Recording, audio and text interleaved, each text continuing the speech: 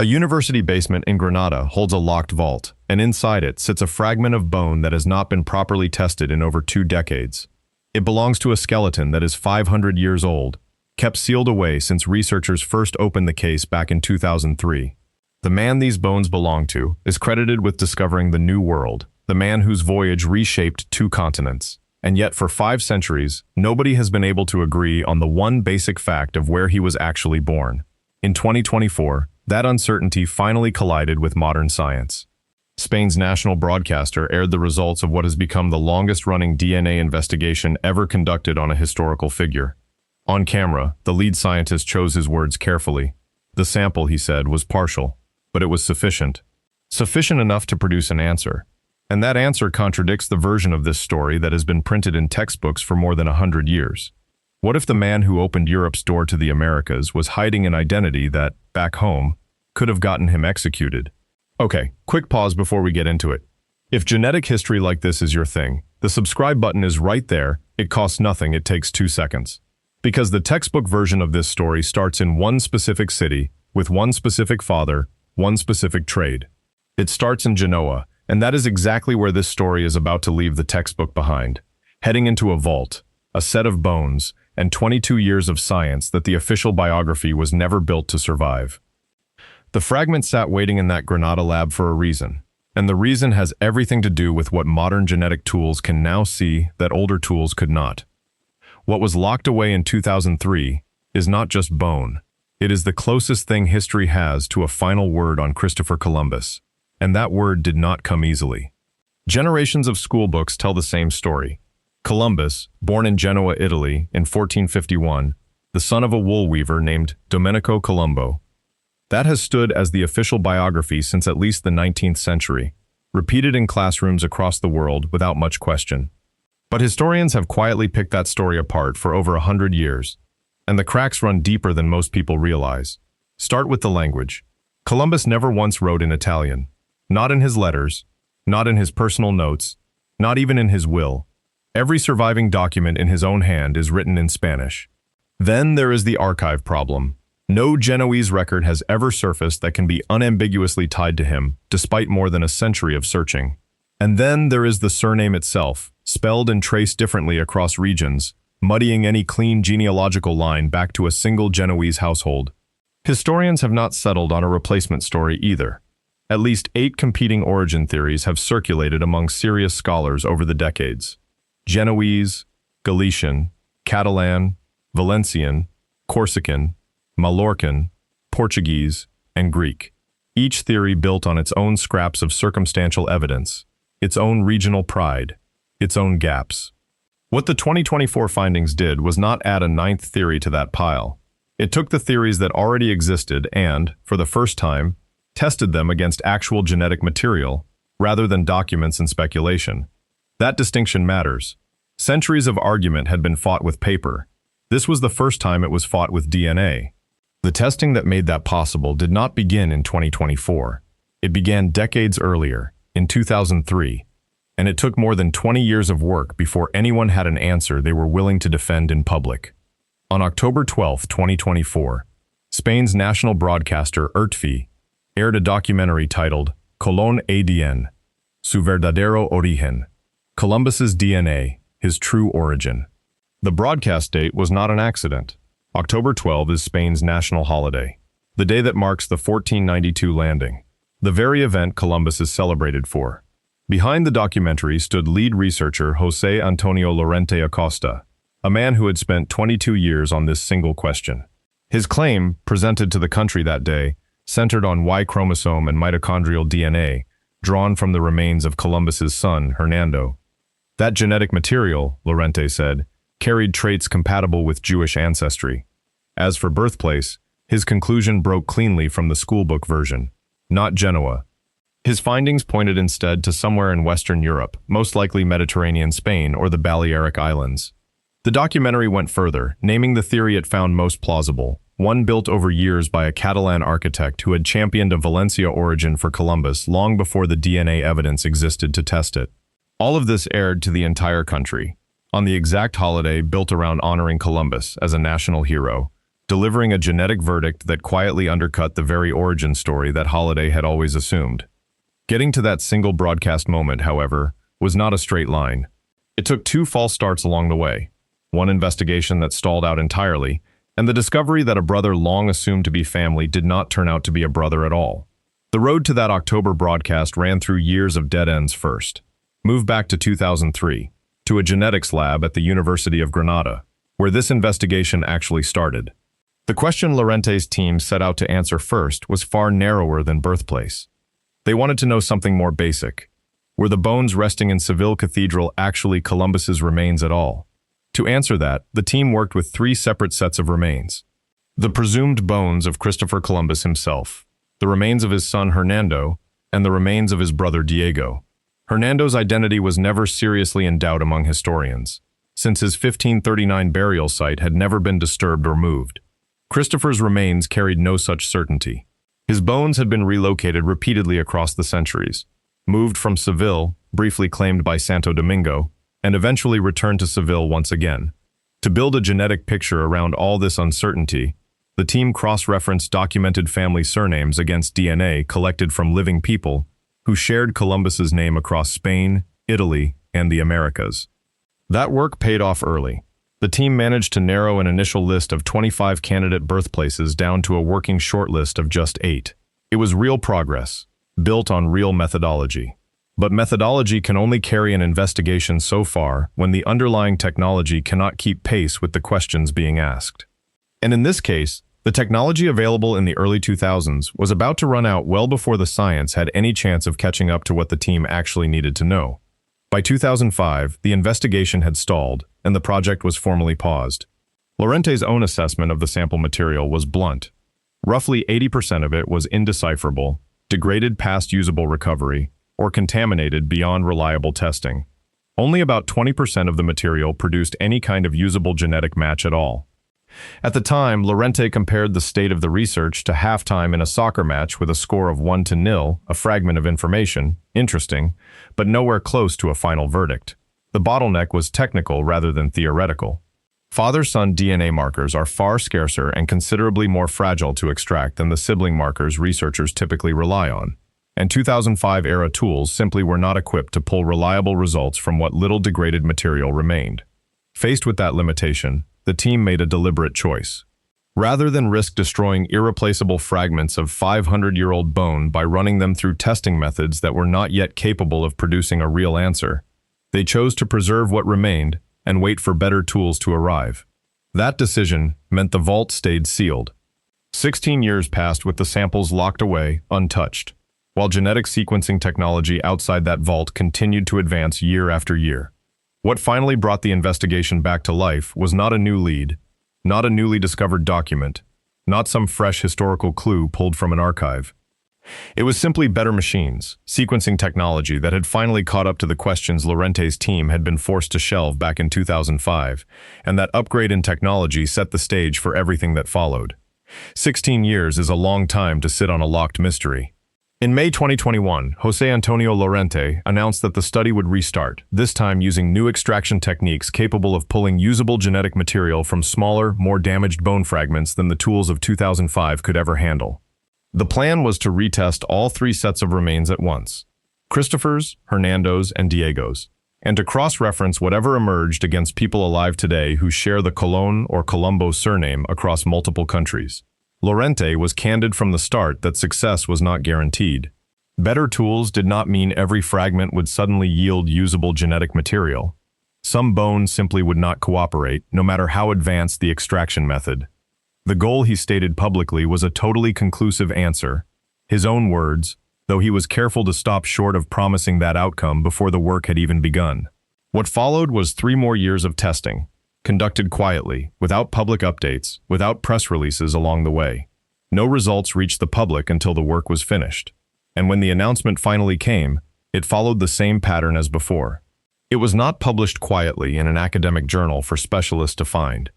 It was timed, deliberately, to a Columbus Day broadcast in 2024, put in front of the entire country at once, rather than filtered slowly through scientific channels. That timing alone said something about how significant the team believed the findings were. But inside those three sets of remains, retested together after 16 years of waiting, one set held a surprise that would end up shaping the entire investigation.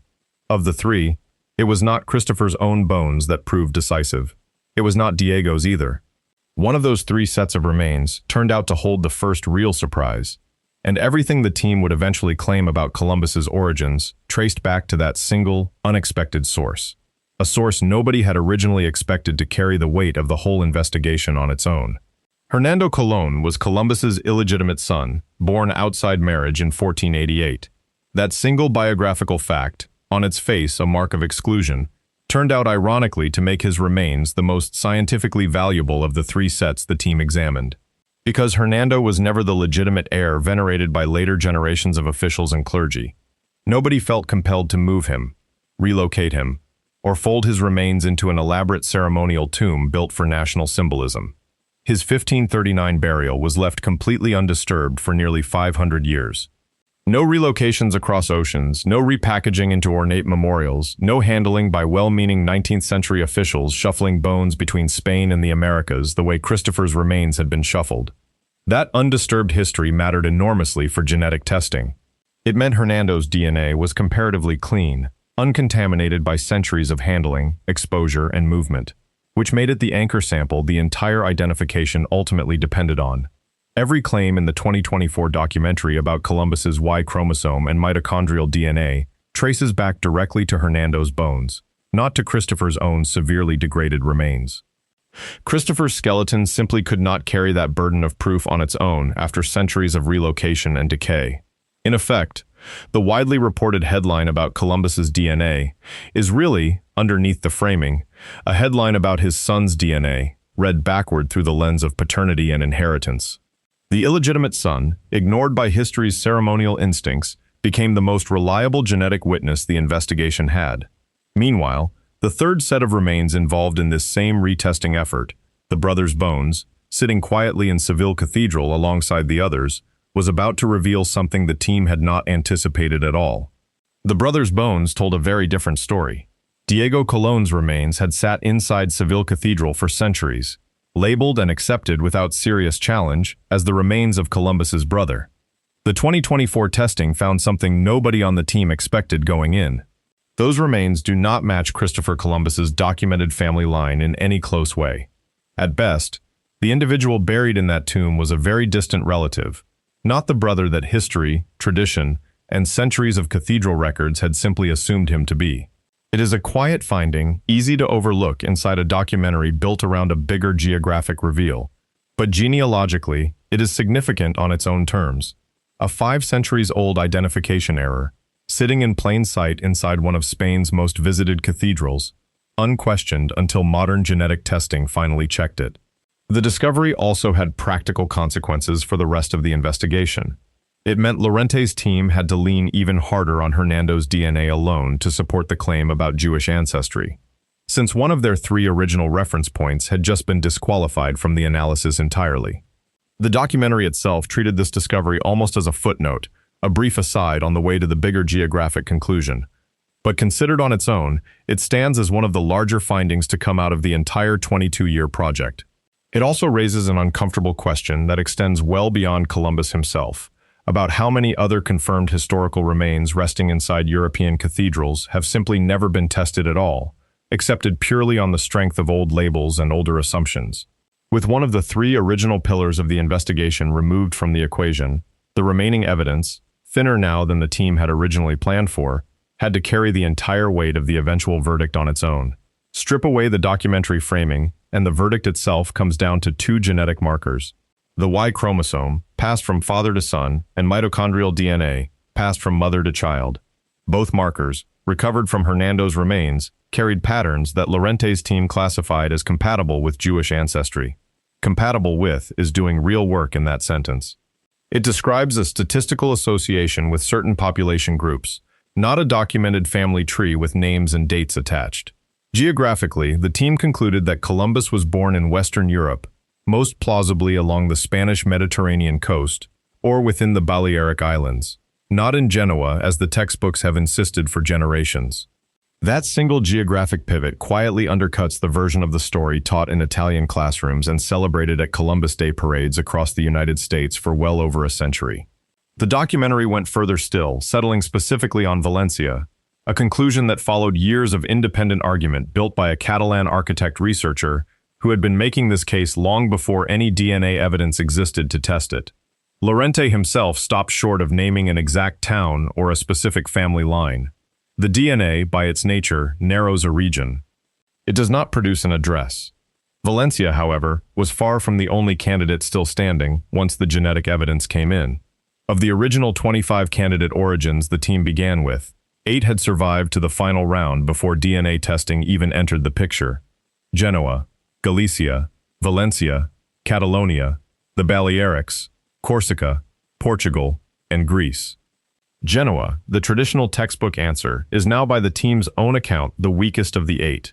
With no surviving documents in Italian, and no confirmed Genoese relatives ever successfully DNA matched to Columbus across 2 decades of testing. Galicia had its own long-running champion, a regional theory dating all the way back to 1898. Catalonia and Valencia both fit the profile the DNA evidence pointed toward. Western Mediterranean, Spanish-speaking, situated near historic Converso communities.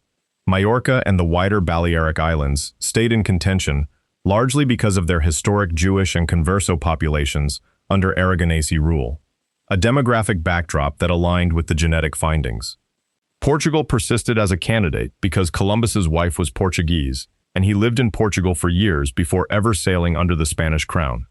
Greece stood apart as the outlier of the 8, tied to a minor 20th century theory that carried far less documentary support than any of the other 7 candidates. Genoa did not lose this argument by a small margin, and it did not lose it because of the 2024 broadcast alone. It lost the argument decades before the DNA ever confirmed it, worn down by missing documents, absent archives, and a language barrier that never once matched the man himself. The Genoa theory collapsed under its own paperwork long before any lab got involved. Historian Matt Goldish, who chairs Jewish history at Ohio State, has pointed to the most basic problem of all. Why would a mariner born in Genoa never once write or speak in Italian across his entire documented life? Every surviving letter, every log entry, every legal document that came from Columbus's own hand is written in Spanish, without exception. No baptismal record has ever surfaced to confirm his birth there. No guild registration ties him to the city's trade networks. No property deed from Genoa has ever been authenticated as unambiguously his. Add to that a stranger detail historians have noted for years. Columbus left money in his will to Jewish and Converso individuals, an unusual bequest for a man supposedly raised as a devout Genoese Catholic, the son of an ordinary wool weaver. None of these gaps started the Jewish origin theory on their own. What they did was keep that theory alive for well over a century, even while the Genoa story remained the default answer printed in schoolbooks across the world. Defaults, once repeated in enough textbooks, prove remarkably hard to dislodge, even when the paper trail behind them is this thin. Genoa never needed strong evidence to stay the accepted answer. It simply needed to arrive first and get printed often enough that nobody thought to question it. The theory that eventually rose to challenge it, the one that would end up validated by DNA testing in 2024, was not some new invention cooked up for a documentary. It was already well established, already argued over by serious historians, already 126 years old by the time cameras caught Llorente delivering his findings. Spanish writer García de la Riega first floated the idea publicly at a conference in 1898, then expanded that early argument into a full book published in 1914, titled Colón Español, Su Origen y Patria. His version of events placed Columbus not in Genoa at all, but in Pontevedra, in the region of Galicia, describing him as a Spaniard of Converso background who spent his entire life concealing that heritage. The timing of that original 1898 claim was not coincidental. That same year, Spain lost its last major overseas colonies, Cuba, Puerto Rico, and the Philippines, in the Spanish-American War, a national humiliation that reshaped how the country saw itself. Reclaiming Columbus as fundamentally Spanish rather than Italian offered, for some writers of that era, a way to salvage a measure of national prestige at a genuinely low point in Spanish history. Put plainly, the modern version of the Jewish Columbus theory was born partly out of turn-of-the-century nationalism, not out of some fresh archival discovery pulled from dusty church records. It is a detail the 2024 documentary does not spend much time dwelling on. The very theory it presented as confirmed by DNA carries political roots that run more than a century deep, tangled up with a nation's wounded pride, rather than pure historical inquiry. None of that origin story disproves the genetic findings themselves. But it does explain why this particular theory already existed, already had passionate defenders, long before any laboratory anywhere had the tools to test it against real biological evidence. And once the idea was out in the world, it refused to stay contained to Spain. The theory did not remain a fringe Spanish nationalist argument for long. By 1934, a JTA news article was already reporting on research pointing toward Columbus's Sephardic origins, treating the question as a live, ongoing scientific inquiry rather than dismissing it as settled myth or fringe speculation. Then, in 1940, Salvador de Madariaga, a Spanish diplomat and a nominee for the Nobel Prize, lent his own considerable reputation to the theory, endorsing the Jewish origin claim directly in his own published biography of Columbus. Madariaga's endorsement carried real weight precisely because he was not some fringe figure operating at the margins of Spanish intellectual life. He stood among the most respected Spanish intellectuals of his entire generation, and his willingness to back the theory pulled it further into mainstream historical conversation. Decades later, the theory picked up a stranger edition still, when Nazi hunter Simon Wiesenthal argued that Columbus's voyage itself was secretly a mission to find a place of refuge for persecuted Jews fleeing Europe. That particular claim carries far less evidentiary support than the broader converso ancestry theory, and it sits much closer to speculative history than to anything resembling documented fact. By the time Llorente's team began testing DNA back in 2003, they were not chasing some brand new idea born out of modern curiosity. They were attempting to finally settle an argument that had already run, unresolved, for over a century, passed from writer to diplomat to Nazi hunter, gathering believers along the way without ever gathering proof. What actually changed in 2024 was not the theory itself, which had existed in one form or another since 1898. What changed was that, for the first time, someone claimed to have genuine genetic evidence standing behind it. To understand why that evidence carries the weight it does, the story has to shift away from ancestry entirely, toward a much more practical question. Who actually paid for the voyage in the first place? Popular history credits Queen Isabella's jewels for funding Columbus's 1492 voyage, a tidy image passed down through generations of school books. The paper trail tells a different story entirely.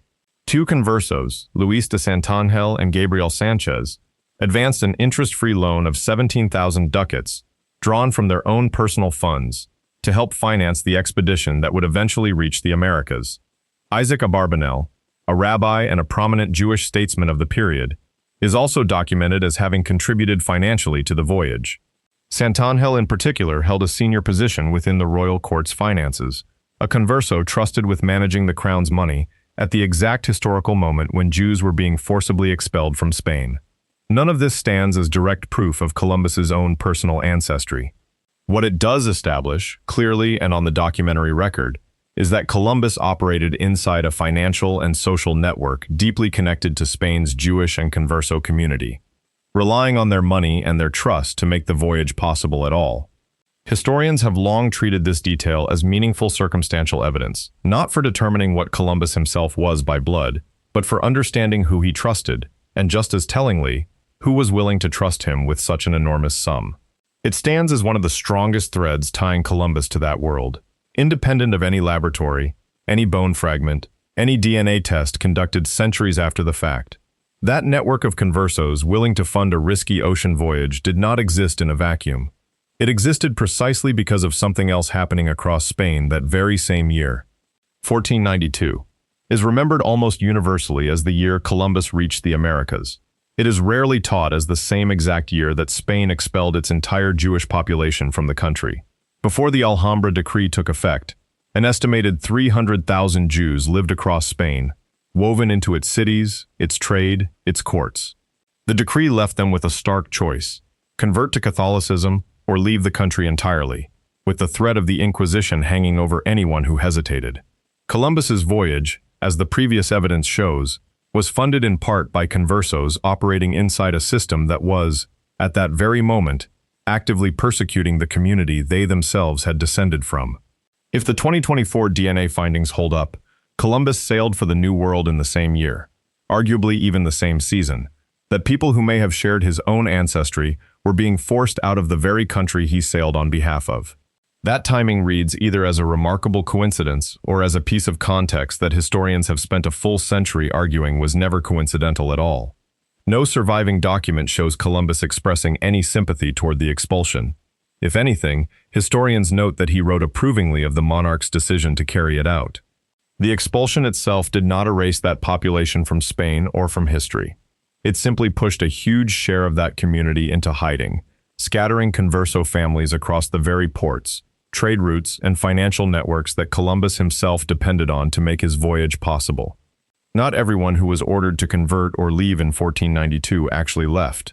Roughly 1 in 5 people living in Spain and Portugal today may carry converso ancestry, descendants of Jews and Muslims who chose conversion under threat rather than abandon their homeland entirely. That is a genetic and genealogical legacy hiding in plain sight across 2 entire countries, largely undiscussed outside specialist research circles, rarely mentioned in casual conversations about national identity. If Llorente's findings hold up, Columbus would not stand as some isolated singular case in the historical record. He would be one visible data point inside a much larger, mostly invisible population that has quietly persisted for over 5 centuries. The same University of Granada team behind the Columbus study had already run a separate study back in 2019, examining the broader Spanish genome, and what they found there complicates any simple stereotype about Iberian ancestry. That 2019 study detected almost no measurable North African genetic signature even in Andalusia, despite centuries of Muslim rule across that exact region, a finding that reveals how selectively certain ancestries left lasting genetic traces while others simply did not. Converso ancestry, by clear contrast, appears to have persisted widely and quietly across the population, precisely because conversion meant assimilation into the mainstream rather than any visible, lasting difference that later generations could easily trace. It blended in rather than standing apart, which is exactly why it went largely undetected for so long. None of this broader genetic context, however, was enough to convince everyone inside the scientific community that the Columbus verdict itself was solid, credible, or ready for public consumption in the form it was delivered.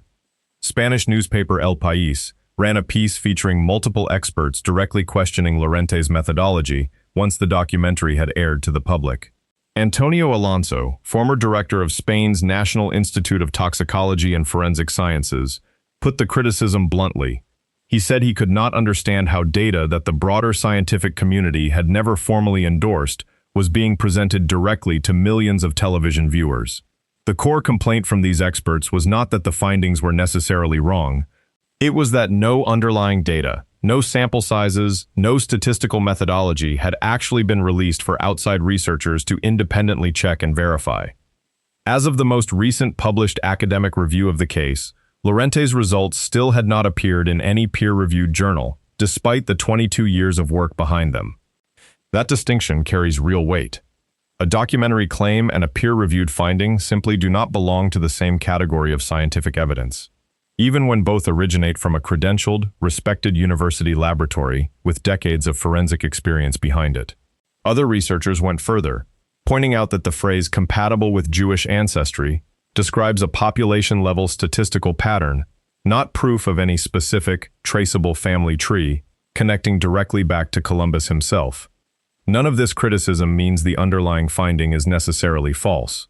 It means the finding currently exists inside a scientific gray zone, publicly announced with great fanfare on national television, yet privately unverified by the normal standards the scientific community relies on to confirm extraordinary claims. That unresolved gray zone has not stopped competing claims from surfacing elsewhere, in cities far beyond Granada and Seville. Seville is not the only city claiming to hold Columbus's actual remains. The Dominican Republic maintains its own monument, the Faro a Colón in Santo Domingo, built specifically around a set of bones that authorities there insist represent the real, authentic remains of Columbus. The historical record shows his remains were moved multiple times across the centuries, first resting in Santo Domingo, then reportedly transferred to Cuba, and eventually relocated to Seville in the late 1700s.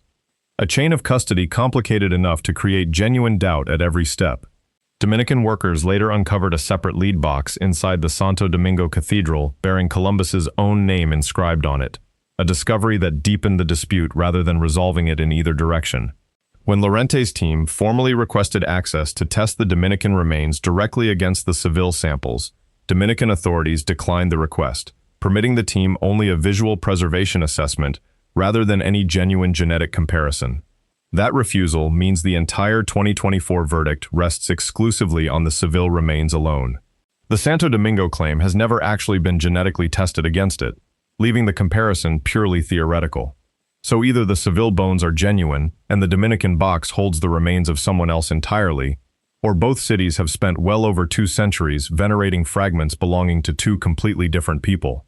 Whichever set of bones turns out to be authentic, identifying either of them with any confidence required solving a far harder technical problem first, one that had nothing to do with geography and everything to do with the biology of degraded, centuries-old bone. Identifying a 500-year-old skeleton is nothing like a modern forensic case. Degraded, contaminated bone simply does not yield a full genome the way fresh tissue would.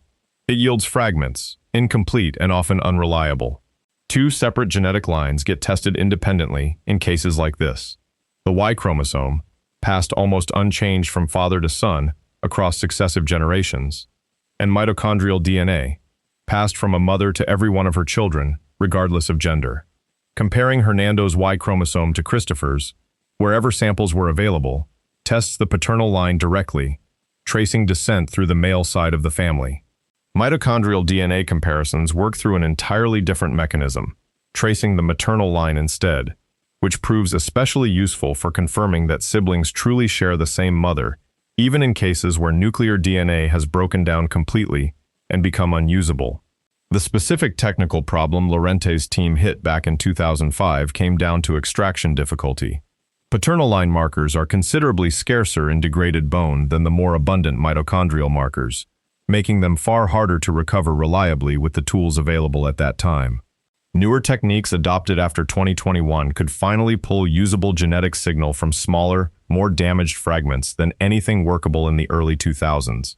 And that technical leap forward was the actual reason the project could finally produce a result after so many years of waiting. Even with these improved tools, the team was still working from partial DNA rather than anything close to a complete genome, which is precisely why Llorente himself chose the phrase partial, but sufficient, rather than describing the sample as complete. Partial evidence proved enough to build a television documentary around. It represents a considerably higher bar to clear inside a peer-reviewed scientific journal. Nearly 2 years after the 2024 broadcast aired, no peer-reviewed paper has stepped forward to confirm Llorente's findings publicly, leaving the entire claim in the same unresolved state it occupied the day it first aired. If such a paper is eventually published with its full underlying data included, it could either cement this investigation as the most significant historical DNA identification of the entire decade, or it could expose exactly the gaps that critics have already flagged in the years since the broadcast. If the findings are eventually confirmed through that process, Genoa's centuries-long claim to Columbus effectively ends for good, and Spain's converso communities gain a genuinely famous historical figure added to their documented lineage.